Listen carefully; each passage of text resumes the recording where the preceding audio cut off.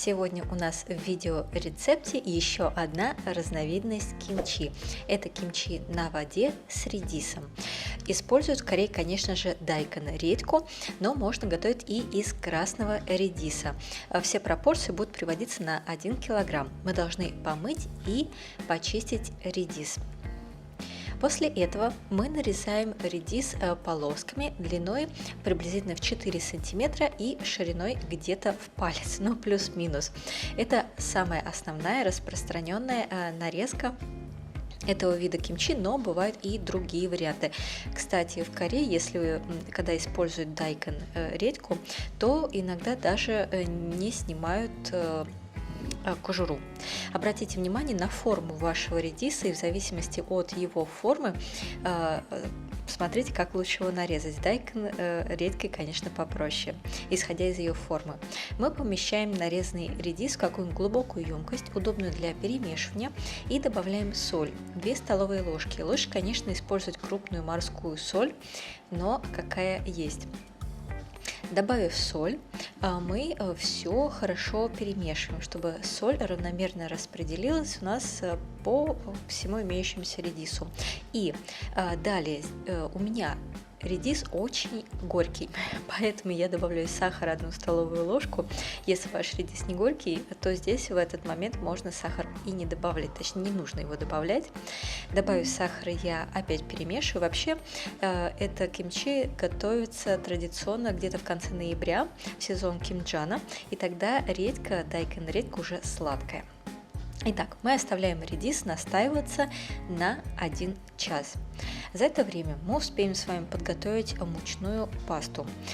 Используем клейкую рисовую муку 3 столовые ложки и заливаем водой 200 мл.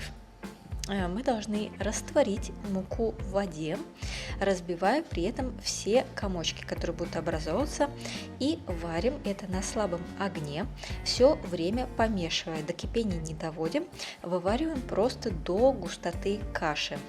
Вот обратите внимание на консистенцию. Если у вас нету клейкой рисовой муки, то используйте белый круглый клейкий рис. Лучше вчерашний, отваренный, уже остывший, и можно его выварить до такого же состояния.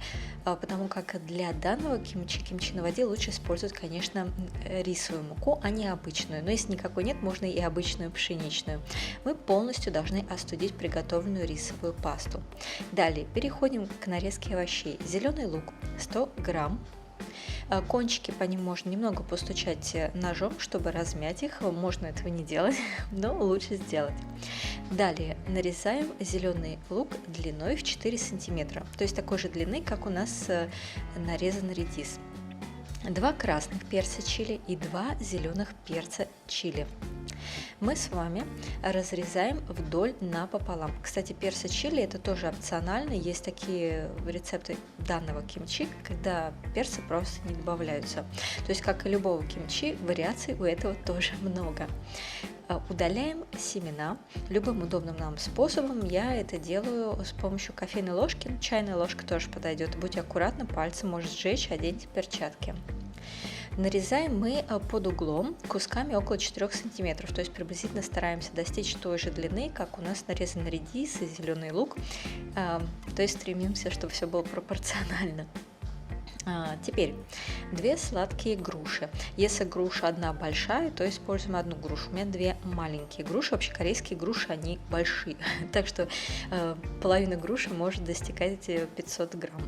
Итак, 1 грушу мы нарезаем для перемолки в блендере. Поэтому здесь не важно, какими кусками вы ее нарежете. Главное, чтобы вам было удобно перемалывать.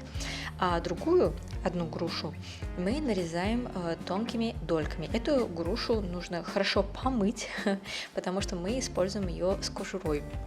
Это делается не только для вкуса, но и для красоты, для цвета. Далее, 1 луковица нам нужна достаточно большая, и молотый чеснок в объеме 3 столовых ложек. То есть это где-то 2 головки чеснока. Тоже нарезаем все это удобными для перемолки кусками размером, и все это вместе перемалываем в блендере. Можно добавлять немного воды, чтобы простить перемолку. Я перекладываю редис в другую емкость, чтобы освободить себе этот тазик, потому что он будет самый удобный для меня в данном случае, самый объемный. И обратите внимание, что воду я не выбрасываю от засолки, просто перелила, отставила в сторону. Теперь тканевый мешок. Я использую мешочек из натуральной ткани, достаточно плотный, чтобы ничего наружу через дырочки не вышло. Закладываю в этот мешочек перемолотую массу, то, что мы перемололи, грушу, чеснок и лук, и также остуженную рисовую пасту туда же, в этот тканевый мешочек. После этого мы это все немножко должны потрясти, чтобы оно утрамбовалось, и заливаем понемногу 500 мл воды. То есть как бы залили, например, 250 мл, затянули мешочек и начинаем из этого мешка вымывать все соки содержимого этого мешка.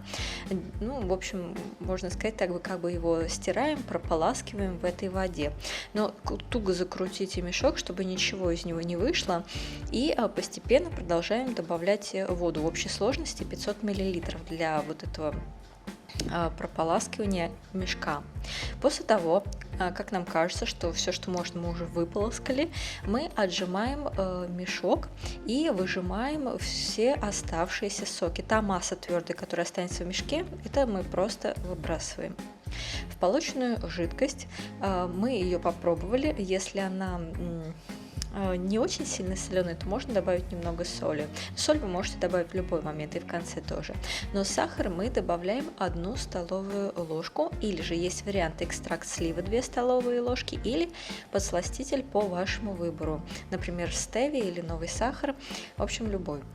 И мы должны растворить сахар в воде. Используйте лучше, конечно же, сухую деревянную ложку.